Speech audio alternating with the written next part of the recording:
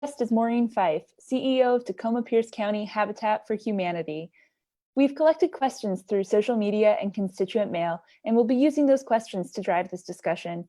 If you're watching this live on Facebook and have a question, please ask it in the comments section of this video, and we'll answer questions from live viewers as well. Before we get to questions, I'm going to hand it over to Congressman Heck and then Ms. Fife for opening remarks. Congressman Heck? Thank you, Lauren, very much. Thank you all for joining us.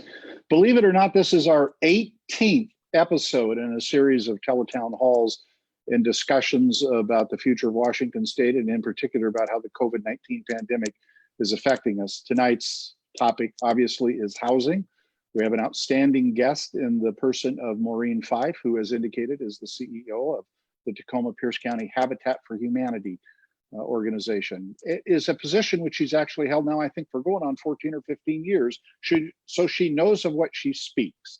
And I couldn't be more grateful for her for joining us. Maureen, thanks for being here. I want to get you started by actually explaining to those who are watching a little bit more, give the short paragraph on what Habitat for Humanity is, except for the kind of general imagery we have gotten over the years for President Carter's involvement in Habitat for Humanity. A lot of people don't know exactly what it is, the niche need it seeks to fill, and the unique business model it employs in order to meet housing needs. So tell us a little bit about Habitat for Humanity, if you would, please. Thank you. Thank you so much, Congressman, for inviting me to be here with you. So Habitat for Humanity is an international and national housing organization. And we bring strength, stability, and self-reliance through shelter. But locally here, we build houses. We build houses and we provide an affordable way for low-income families to become homeowners. So that's kind of it in a nutshell. We're a builder. We have Habitat stores, so we have some retail outlets. And we have families taking classes and helping to build their own homes with their own hands. So, isn't, in fact, sweat equity a requirement or a condition of home ownership in a habitat development? It is. So families are approved on 3 criteria. Need is they have to have a need for affordable housing. They can either be in substandard housing or living with a relative. They have to have the ability to pay a mortgage because they have a mortgage just like any other home buyer. It's an affordable mortgage, but a mortgage all the same. And someday they will own the home outright. Are there income eligibility standards or criteria? They have to be between 30 and 80% of area median income. So what that means is somebody earning, family of 4, single mom, earning $35,000 a year can be a homeowner. And she has to participate in the sweat equity piece. And sweat equity is not just building the house, but it's taking classes on budgeting and finance and HOA management, homeowner association management classes, having a difficult conversation class, so that negotiation in neighborhood dispute. So all of those things that we all wish we would have taken before we bought our first house, they take. How'd you get into this work, Maureen? Wow. So I used to work at another nonprofit in Tacoma for about 10 years, Associated Ministries, great organization that does a lot of emergent need for housing. And I noticed that I would see return clients frequently on a Friday afternoon with no housing to be had, looking for a hotel for the weekend. So I would cobble together different churches and groups that would pony up for that hotel room for the weekend. But it felt kind of like a Band-Aid to a degree. At some point, I wanted to bring permanent stability into that picture. So when the Habitat for Humanity job opened, I threw my hat in the ring. 14 years ago and going strong. So give people a bit of an idea about the scope of what it is you do, how many homes a year on average you're able to build and put families into, how many you've done over time, whether you do these on a one-off basis or, as I know, you're doing them more in terms of small developments, but just give people a sense of the scope of what it is that you've accomplished. So it's kind of a community miracle because we have thousands of volunteers that participate with us to help build those houses every year. We build on the average 10 to 12 a year, but we also do rehabs and one-offs. Generally, we're in developments because we get better economies of scale in neighborhoods. And also the homeowners have each other's back. They have kind of this well-knit network of support when they all move into the same neighborhood. But we do rehabs as well and one-offs. We also do some home repair because our goal is to keep people in their house, and we will be moving into some more senior home repair with the hopes of enabling elderly to remain in their own homes safely and to be able to thrive at home. If there's anything that COVID has done, it has put an exclamation point on the need for affordable and safe housing. So if I understand this correctly, your job basically is to match a qualified aspirant to home ownership with all of these different kinds of, as it were, revenue inputs. That is volunteer labor, the mortgage payment that the tenant will be required, and the in-kind donation of materials. I know there's a lot of that, and fundraising and profits, for example, from your retail outlet. Is that correct? You're matching these two things together and voila, home ownership?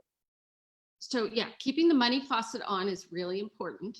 And some of our biggest partners, I mean, we would not build if it were not for the support of our local jurisdictions. So Pierce County, City of Tacoma, City of Lakewood, they bring their federal dollars, HUD dollars to the table, pass that money to us to be able to buy a unit. But then, for example, we're building a neighborhood out in your district, out in the Midland area, and there is $40,000 of home funding in every unit that passes through to the buyer as down payment assistance. There is also Washington State Housing Trust Fund money, $40,000 a unit, that goes to the buyer as down payment assistance. So that $80,000 comes off the top of the sale price for them.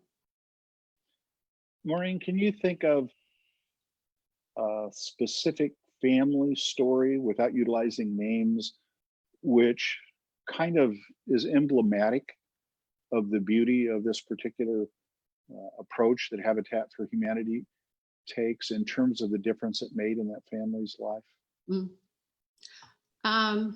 Yeah, gosh, there's so many. It's hard to pick just one.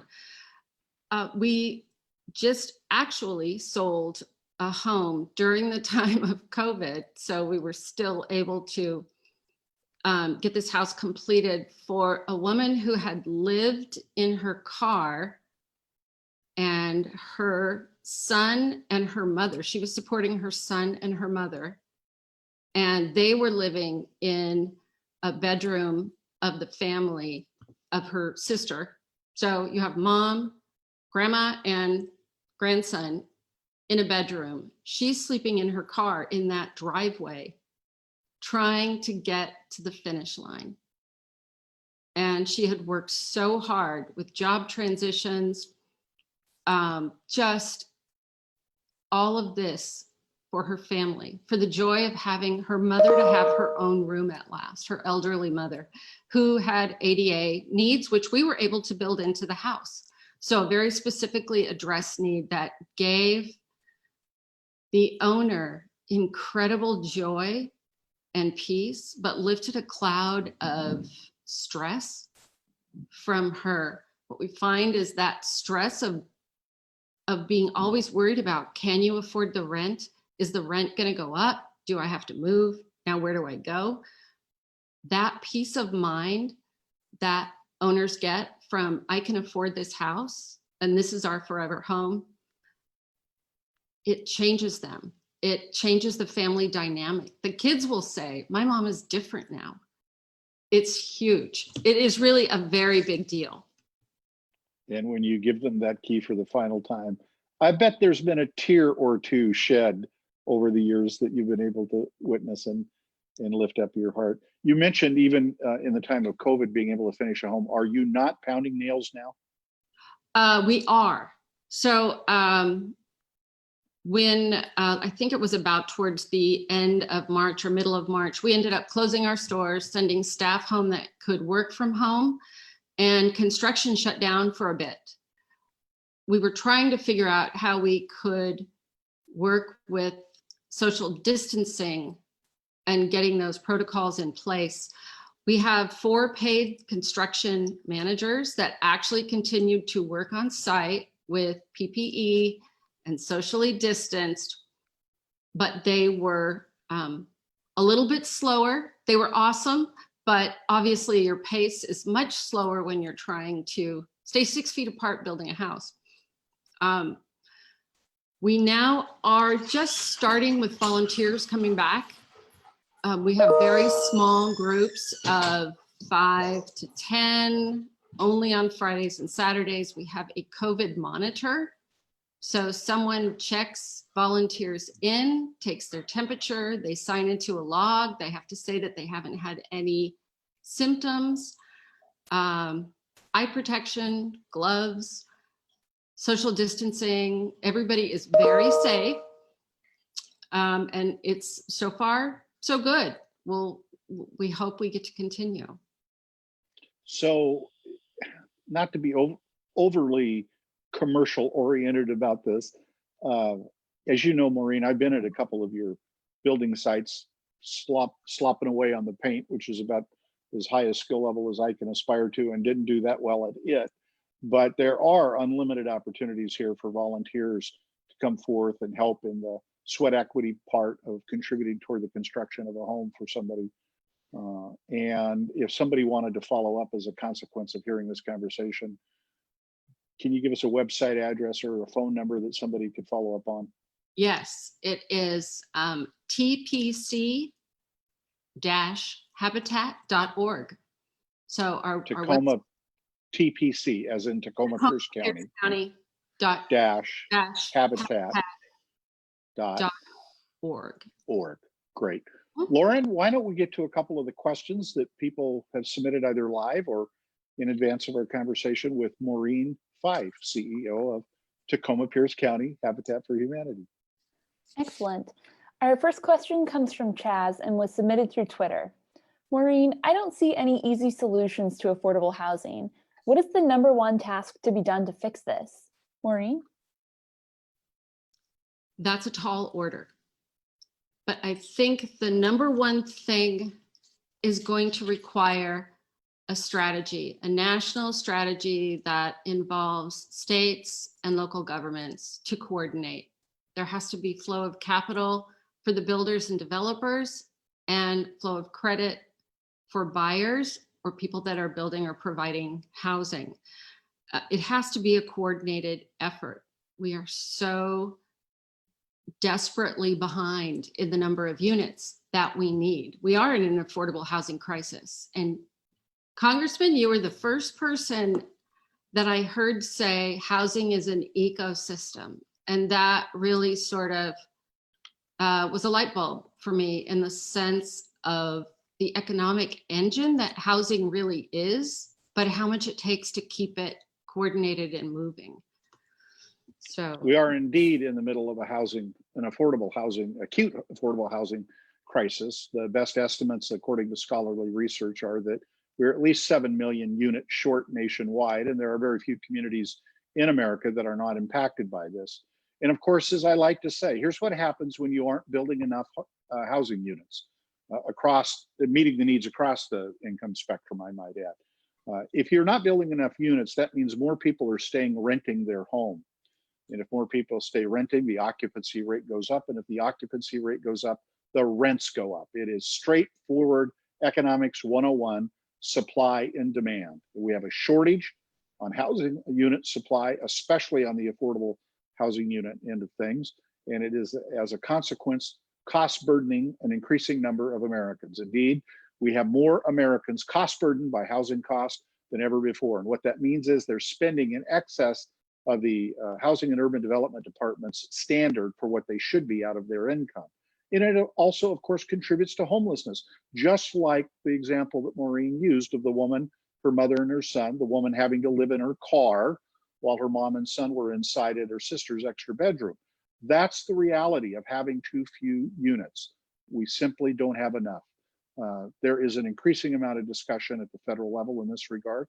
I have a bill, as it happens, to devote the G fee, the guarantee fee that the government-sponsored enterprises, you know them as Fannie Mae and Freddie Mac, currently collect and scheduled to expire next year, but to keep it and divert it for the construction of affordable housing.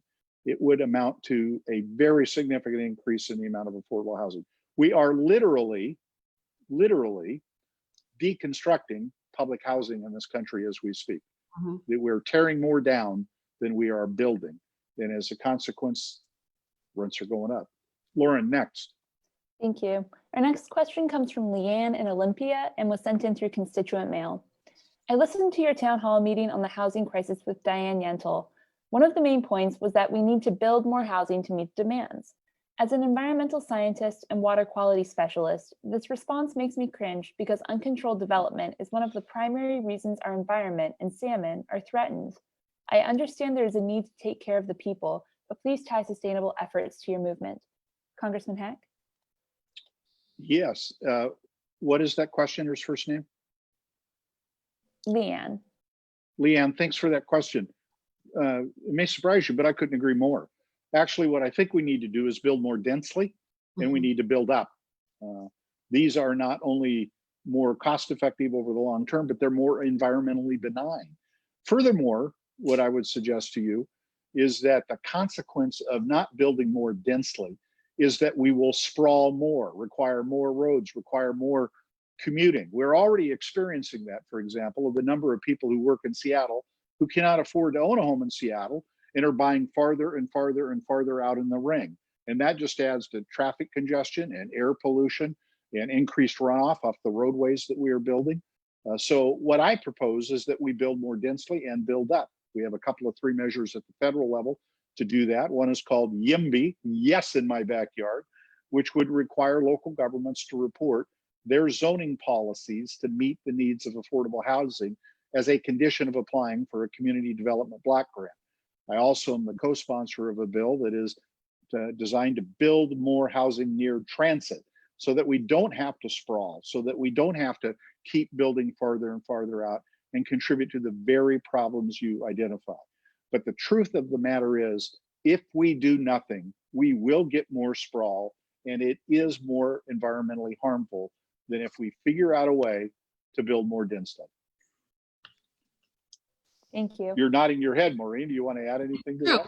Well, I would say that Habitat and many builders focus on sustainable building. We have very energy efficient homes using great product, low VOC, all of that. So we're very focused on being energy efficient. I think the challenge is sometimes the cost that builders have to spend to be energy efficient. And so communities must commit to being okay with helping those builders with those costs, I think. So it's not, a lot of infrastructure is on the back of builders, which is why sprawl happens. So builders need to make a profit. So if you're going to build densely, there has to be community support for that. Which is sometimes difficult to achieve, to be sure. Lauren. Thank you.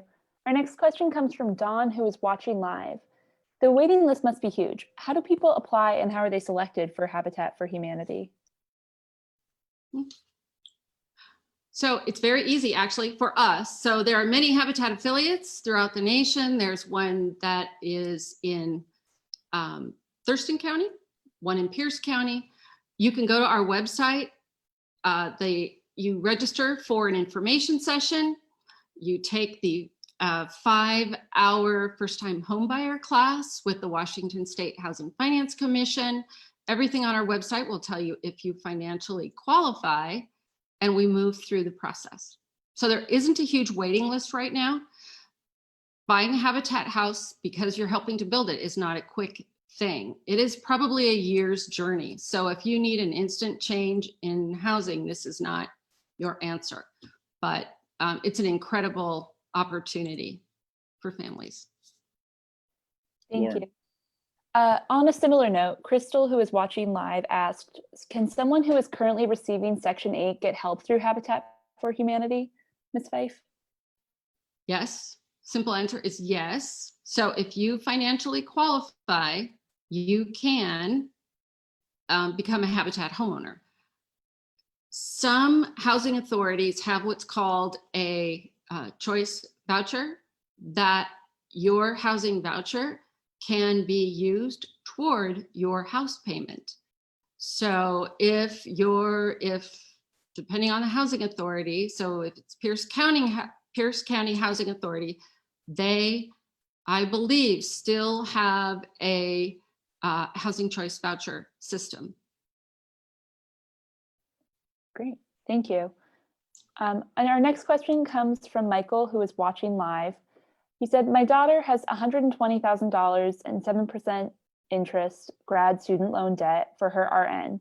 She currently works at a Tacoma hospital. She and her husband want to be first-time home buyers. With that much debt, what can she do? Ms. Fife? So one of the processes that we have for applicants is actually to go get pre-qualified by a commission partner lender, which the rules recently changed. And before I could weigh in on your particular case, I would recommend that you call our office and we can look at the case specifically, but student debt is an enormous issue and has prevented a couple of our buyers from not being able to qualify. So I guess that's more of a what can Congress do question. And it's a good one. In fact, over the years, as I've headed up the housing task force of the New Democrat Coalition, a group that authored the report, Missing Millions of Homes, we had occasion to collaborate, listen to, and speak with all manner of housing interests, from developers to builders to low-income housing advocates to the Urban Institute and everybody in betwixt and between.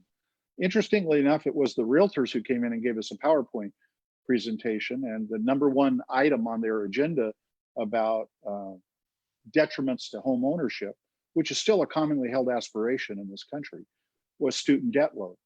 One of the things that we've tried to do in the Congress and did in the House is pass legislation enabling people such as this gentleman's daughter to refinance their loan. Because as I recall, what he said was it's at 7%. Well, interest rates are much lower than that now. Mm-hmm. Student debt, if it's federal debt, is not allowed to be refinanced, which just seems to me to be absolutely ridiculous. We allow people to refinance their houses, their business loans, their car loans. We ought to allow them to refinance their student debt.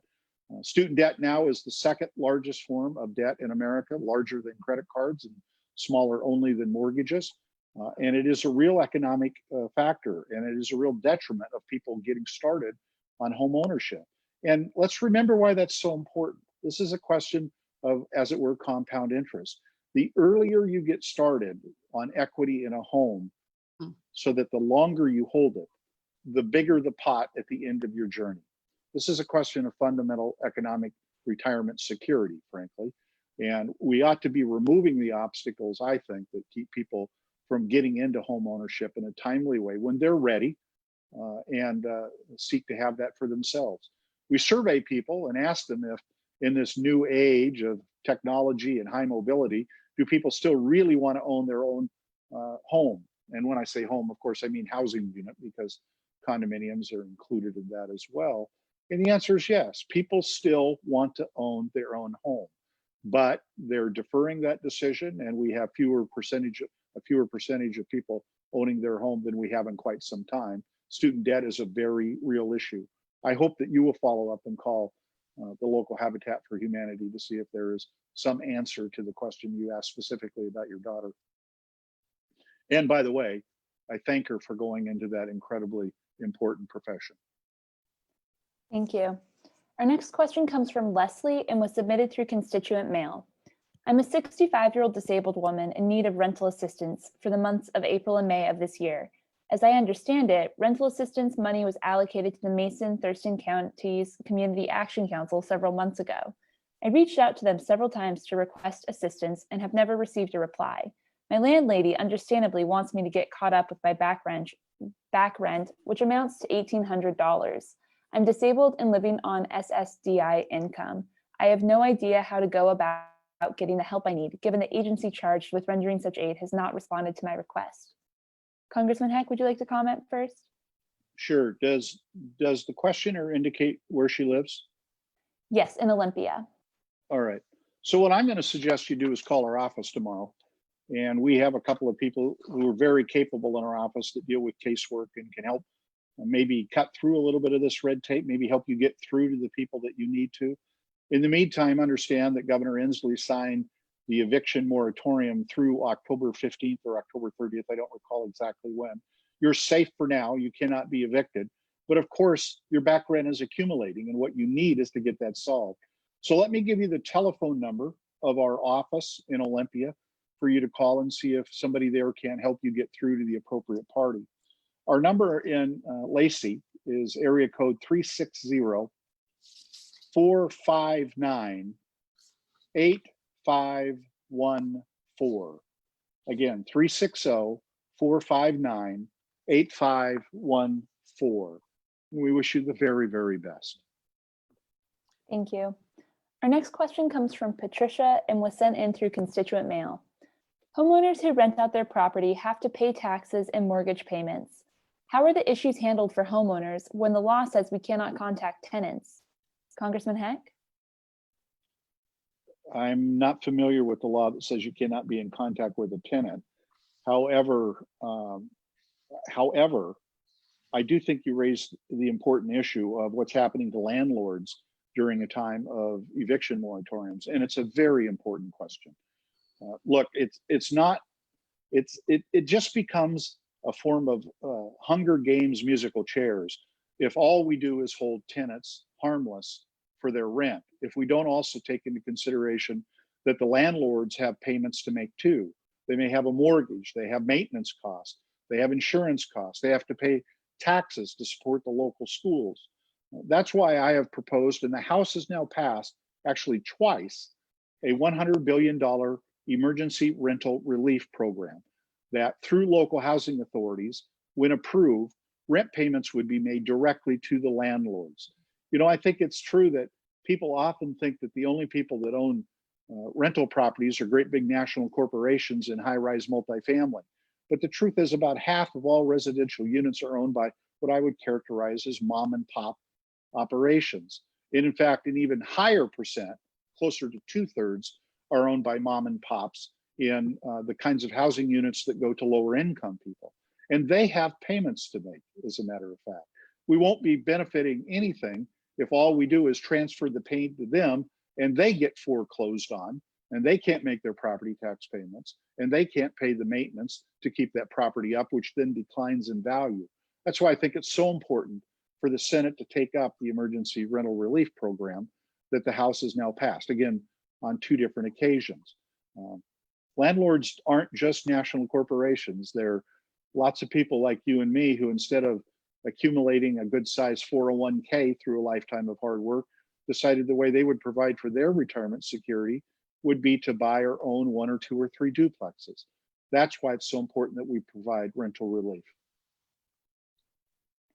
And can I put a plug in for, there's a program, kudos to Pierce County for setting aside some of its COVID relief dollars for home mortgage relief. So for families having a hard time making their mortgage payments because of COVID, there is an opportunity for the county to pay up to 3 months or up to $5,000 of mortgage payments if you are delinquent. So there is some relief available right now, and it's first come, first served. So I would urge people to get on the county's website and get that together right away. call your servicer and tell them you need to be put into forbearance. There was some misconception, I think, with some of our buyers that thought forbearance was automatic, but they need to ask to be put in forbearance by their servicer. And then I guess I'm asking the congressman, what do you think next steps look like for mortgage relief? It's very much up in the air, Maureen. As you know, in May, the House passed the HEROES Act, which included all manner of assistance to help local and state governments and individual families and small businesses deal with the impacts of the COVID-19 pandemic. It's been sitting over, as it were, on Senator McConnell's desk since then, but we are now engaged in painfully slow negotiations, as reported to me, between Speaker Pelosi and the White House and Secretary of the Treasury Mnuchin. The report as of last night and this morning was that painful but very little progress had been made, but they were staying at it.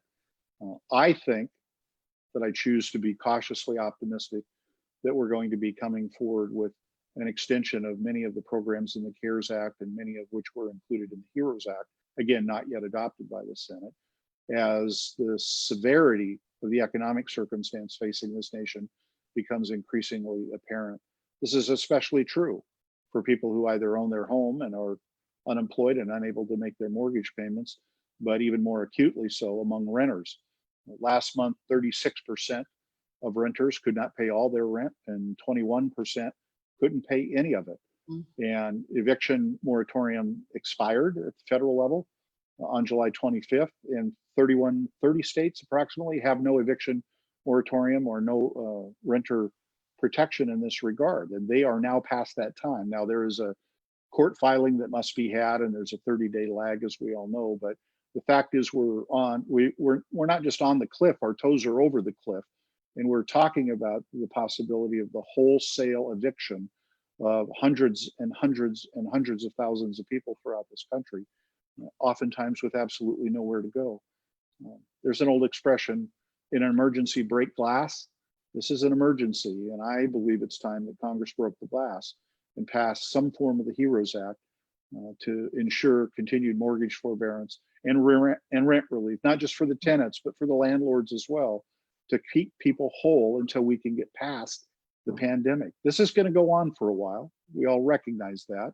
It's going to go on, and the impacts to the economy are going to go on until such time as we've successfully developed, manufactured, distributed a vaccine. And we know that's not within a month or two, even though there are, as of last count, 3 human trials, stage 3 human trials underway. It still will take time to determine that the vaccines being tested are effective and safe. And then we must scale up production. And at that point, we're not talking about hundreds of thousands or even tens of millions of vaccines. We're talking about manufacturing billions of vaccines worldwide. This is a very serious circumstance. We already obviously have more than 1,500 deaths in Washington state. Many other states are in worse shape, but this pandemic, this virus, COVID-19, has a mind of its own. It continues to spread, it continues to take lives, and it continues to hobble our economy. So we need to act in Congress. I'm pleased to have supported the HEROES Act, and I am pleased to add my voice to the chorus of encouraging the budget negotiators, or the negotiators on this, to reach a favorable outcome. Thank you. Our next question comes from Mike, who is watching live. Why do the mortgage lenders need to profit right now? Aren't we focusing on the wrong people when we try blaming renters or landlords? Congressman Heck? I'm sorry, could you repeat the question? Yes. Why do the mortgage lenders need to profit right now? Aren't we focusing on the wrong people when we try blaming renters or landlords? So why do mortgage lenders need to profit right now? So mortgage lenders lend out money in sufficient amounts that they are able to make money. If they lost money, I'm not quite sure I understand the question, frankly. The fact of the matter is, we're not doing that much mortgage lending right now because of the extreme shortage of inventory among housing. But if you're asking about the ongoing servicing of that mortgage. Obviously, it's not just the mortgage lenders. Oftentimes, those mortgages are bundled up into securities and sold in the open market, for which there is a contract that the service or the debt service must be made. It's not a question of somebody can say, you don't get to collect what you are contractually owed anymore. It's a little bit beyond the reach of federal law or regulation in that regard, is I think how I would answer that question. Thank you. Our next question comes from Antoinette, who is watching live. In being environmentally conscious, has anyone considered the use of solar power or other environmental resources when developing housing? Congressman Heck? Yes, but I'm interested to see what Maureen says about what she's either done in Tacoma Pierce County with Habitat or what they've done in other places. I would just say, Antoinette, as a matter of principle, I do not understand why America isn't farther along in the use of solar power. I think we need to look only to Germany, a country that is in roughly the same latitude as Washington State, which is to say they have a lot of clouds, but they do very, very well by solar power, which, as best as I can determine, is the most benign form of renewable energy. Obviously, it doesn't provide you with what we call base load, because at night you don't get it. We're still working on batteries that can store the energy that is created or collected through solar panels in any kind of a robust or to scale way. But the fact of the matter is, we could do much, much more with solar than we are. I think that often the kinds of tax policy that encourages that kind of takes a back seat to a lot of other considerations. I'd like to see it differently. It's a good question, Antoinette. Maureen, has Habitat here or elsewhere gotten into solar energy? We are. There are many habitats that build solar. We in Tacoma built our first solar house about 5 years ago, and that homeowner, with the power that it ends up selling back to Tacoma Power, pays about 7 cents a day for all of their power needs when all is said and done. We pre-wire all of our houses now for solar panels. Unfortunately, for us to actually buy those panels and put them on, there isn't the kind of really attractive pricing that other Sunbelt areas have, like California or Arizona. So I think it's something that I would hope Washington State and the Department of Energy or the Department of Ecology could maybe coalesce to help develop more attractive solar purchase. Thank you.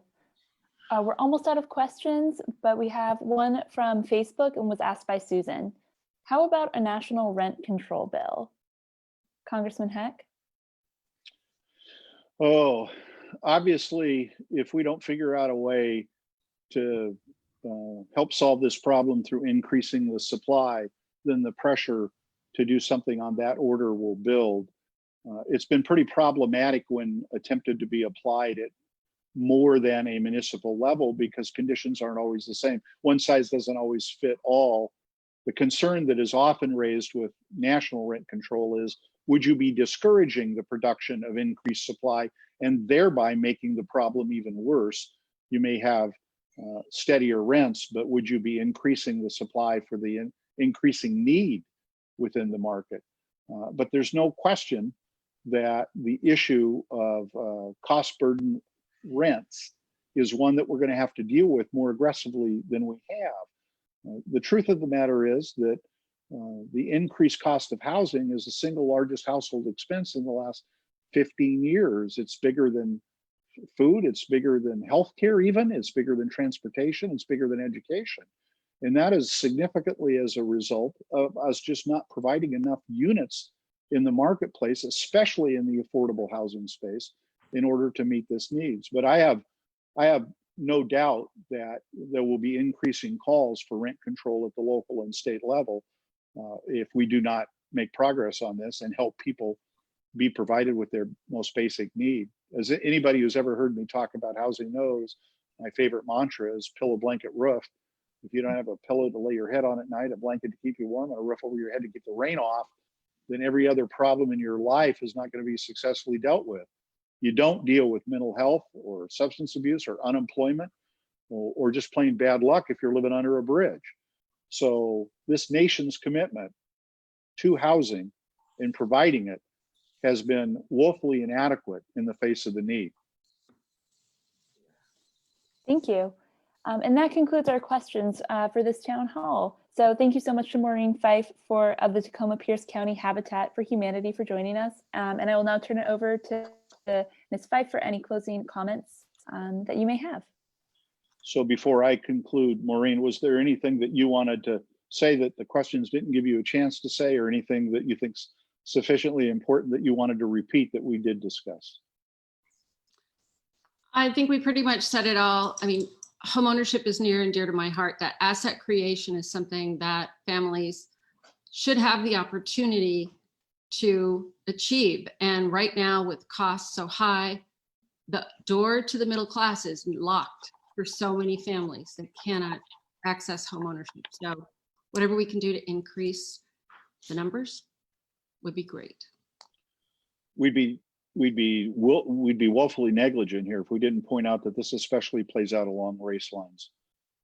This is a systemic race issue, i.e. home ownership. 44% of Black families in this country own their homes, more than 70% of white families. And that is a big reason why the average net worth of a Black family is $17,000 and that of a white family is $170,000. The difference being, in no small part, the accumulation of home equity. We simply have to do better by home ownership for communities of color and low income if we hope to enable them to achieve the American dream, broadly defined, not just narrowly defined as new housing. Maureen Fife, thank you for all the work you do for people at Tacoma Pierce County Habitat for Humanity. I have enjoyed so much working with you over the years and picking up the paintbrush on occasion. It is heartwarming, to say the least, the difference you are making in people's lives. And I hope people will go to tpc-habitat.org and check out their opportunities to volunteer or even to donate or to be involved. Thank you all for joining us and giving of your most precious commodity, your time. This was our 18th episode, as I said at the beginning. We have the 19th scheduled. I want to give you some information about it. It too proves, I think, will prove to be a very provocative conversation. It occurs this Friday, which would be August 7th at 2:30 in the afternoon. And our guest will be Heidi Kennedy. She's a registered nurse in a COVID-19 unit. And we're really going to have a conversation about what is it like to be a healthcare provider on the front lines of taking people who've contracted this infection. Between now and then, wear your face mask, socially distanced, and wash your hands and be well. Thank you again very much for joining us. Thank you.